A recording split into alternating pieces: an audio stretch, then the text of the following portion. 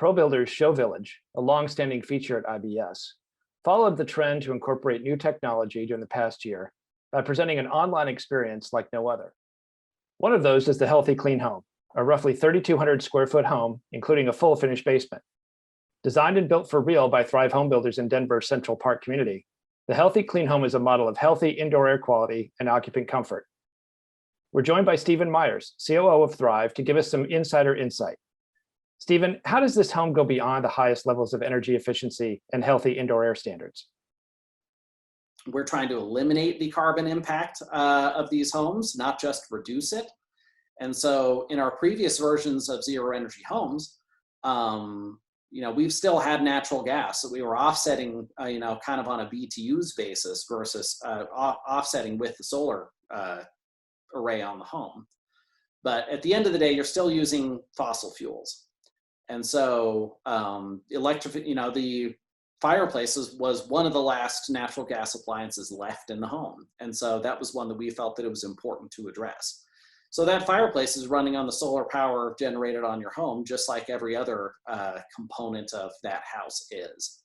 And furthermore, electrification isn't just a carbon benefit, and it isn't just something that we as builders may have to be doing for code compliance somewhere off in the future. It has a huge indoor air quality benefit as well. In this series, we have induction cooking as an option for any buyer coming into this home. And why are we looking at induction cooking? It comes back to the same story as the fireplace. We're looking to provide the means for buyers to get every fossil fuel powered appliance out of that home.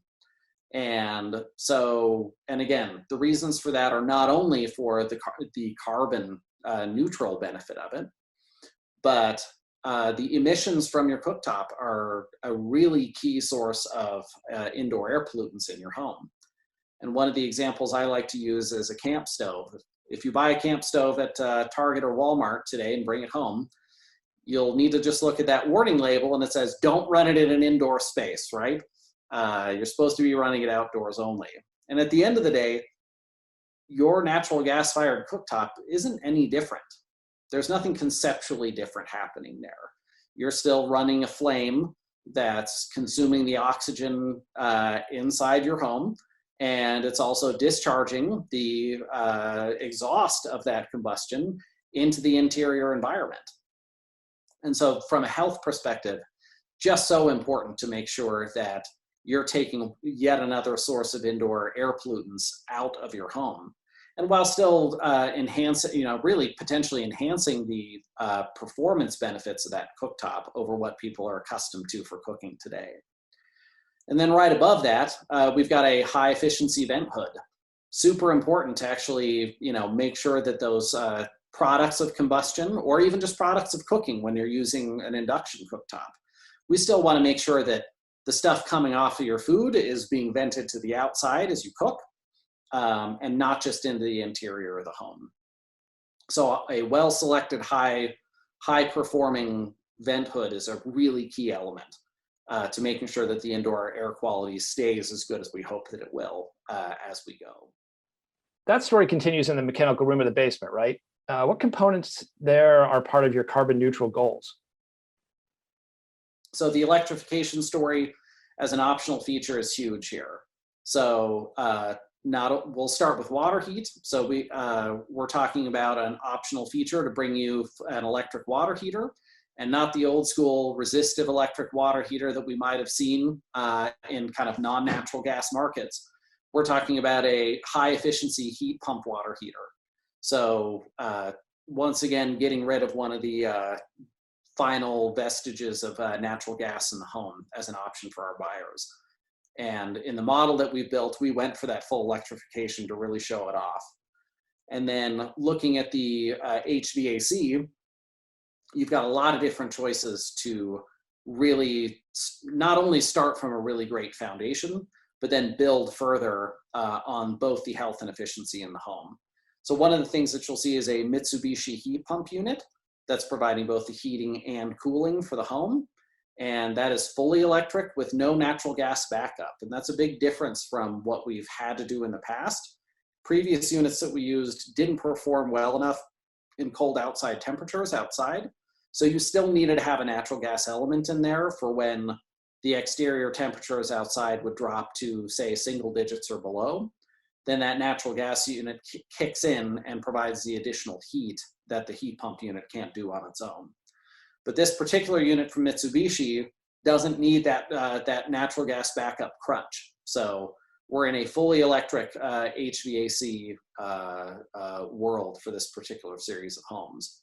And then adding on to that, you've got high efficiency filtration with the optional component of HEPA filtration on top of that. So really trying to address not only just airborne dust, dander, debris, that sort of thing, but we found this summer in Colorado that with the forest fires, that just the filtration aspect of things really became a heck of a lot more important, because we had ash fall on a number of different occasions in Denver.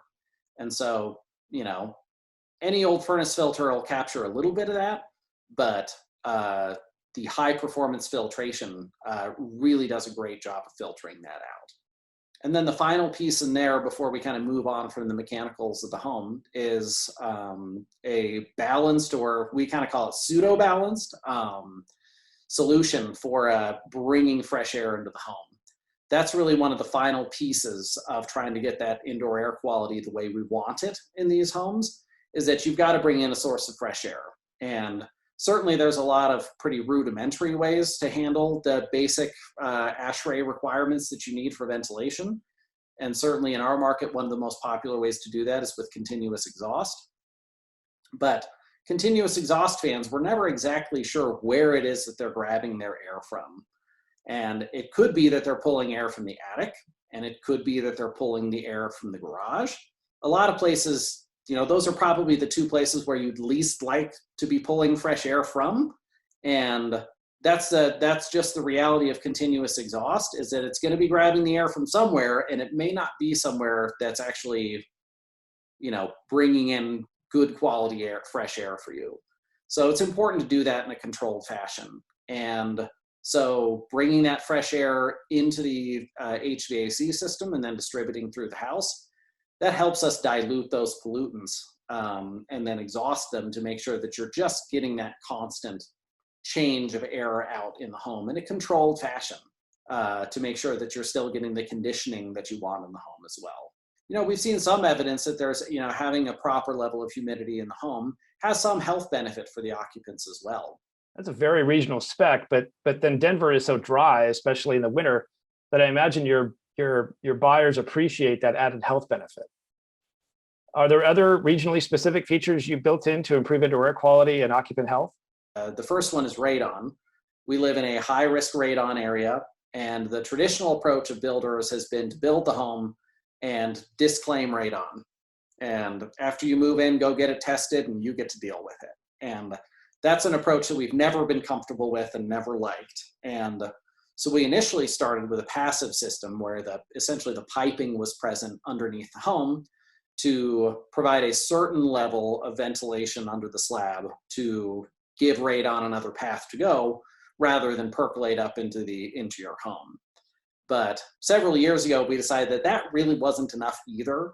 And that we felt like not only just for, you know, our corporate mantra is to do the right thing, and we just didn't feel like it was the right thing to do anything but a fully active radon system. So that's really a standard feature for us in every home that Thrive builds, from homes that we built in the 200s all the way up to homes that we've built for more than $1 million that will come with an active radon ventilation system. Because that's just such an important part of building a home that's safe for its occupant. And then the final piece that we've been working on too is getting active carbon into our filtration mechanisms. And that certainly has, I mean, I think a lot of us probably know that activated carbon has all kinds of odor control and other interesting benefits. But the one that we're really interested in is ozone. And ozone is another regional issue in the Front Range of Colorado. We have a number of high ozone days that happen throughout the year. And that's kind of one thing that we can't rely on fresh air to be fixing that problem. In just about every other scenario, bringing fresh air into your home is going to make that problem better. except for ozone, where there are days where the ozone situation outside will be worse than it is inside. So bringing activated carbon as a piece of the ventilation strategy helps us resolve that ozone issue as well. Thrive has been a longtime participant and advocate of the EPA's Indoor Air Plus program. And now, because of the heightened consumer awareness and concern about home health and wellness, the program is really taking off. As this program, Indoor Air Plus, got off the ground between 2008 and 2014, it was mostly smaller but very forward-thinking builders around the country who were participating. And there were only a few thousand homes a year getting the Indoor Air Plus label at that time. But in the last few years, we've seen more regional production builders joining Indoor Air Plus and recognizing that consumers are expecting more in terms of overall quality and in terms of energy efficiency. So what many builders are now looking for is a new marketing angle, and that health and wellness are really critical for some of them. But the pandemic has surely had a huge impact for builders in general. Over the last 6 to 8 months, we've seen twice as many builders signing up each month as we did in the same period before the pandemic. And with national builders such as Meritage Homes now making the 100% commitment to Indoor Air Plus, and there's other similar builders considering how to address health in their homes, we're expecting to see the number of labeled homes at least triple in the coming year. I think the most important thing with EPA Indoor Air Plus is that, because it's melded with the Zero Energy Ready program, that it really helps put the processes and disciplines in place for figuring out the right building techniques and training your workforce and training your trade base to do these things correctly, because they all just kind of work together. So, and then EPA Indoor Air Plus really focuses primarily on what we would call source control. So the materials that you're bringing into the house. So are you bringing in low and no VOC paints and other finishes? Are you bringing in KCMA certified cabinetry? Are you bringing in low emitting carpets, things like that? That's really one of the first places to look is, are you bringing things into the home and are you installing things that are just tremendously outgassing materials? And that's one of those things that for the most part, you can tell just the moment you walk in the door of a new home. And we all kind of talk about new car and new home smell like it's a good thing. And, because those are very connected in our minds, but those smells really aren't good for you. And so when you get that wall of chemical kind of feeling as you walk into a brand new home, that's really means that those things aren't as well controlled as you'd like them to be. Indoor Air Plus lines out the checklist and the method by which you can comply with those things. And then it also lines out the construction techniques and methods that you need to make sure to be using, during the construction of the home beyond just the specifying exercise. So it's really the foundation for indoor air quality and healthy homes from our standpoint. And then once you kind of have that down, then you can start thinking about, well, what are the next things that we do? And so that's kind of where we got to things like radon and ozone and electrifying the home and all those sorts of things. Is now that we've got this good foundation to build on, how can we enhance from there and really sort of maximize that? Nick, what's the easiest way for a builder to comply with Indoor Air Plus? One of the things builders seem to miss when they're first considering, whether or not to pursue healthy homes or pursue the Indoor Air Plus label is that they have an incredible resource to access by working with a home energy rater. Sometimes builders want to go it alone and march down through the specs and figure out, can I do this on my own? But the rater is a third-party verifier that helps the builder do the energy modeling for the home, likely to earn a Hurst rating. But they also do the verification for both Energy Star and Indoor Air Plus, and that rater should really be the first consultant that the builder should tap if they feel at all daunted, by taking on a new program or seeking a new certification. So raters are really an excellent resource to get started off on the right foot. Stephen, what about the interesting clean home products? We've heard a lot about that in the consumer media, and we've reported on it to some extent. How has Thrive approached that aspect in your specs and messaging? You can see that a lot of builders around the country are trying a lot of different things around just sort of the general hygiene aspect of things, right? So you've got, the menu from which you can choose sort of hygiene-related items for the home is vast. I think you can find I think you can find door handles that have antimicrobial finishes on them. I mean, obviously, all the various touchless or voice-enabled gadgets of all kinds. And I mean, you can go down a serious rabbit hole if you really want to try to get things touchless, right?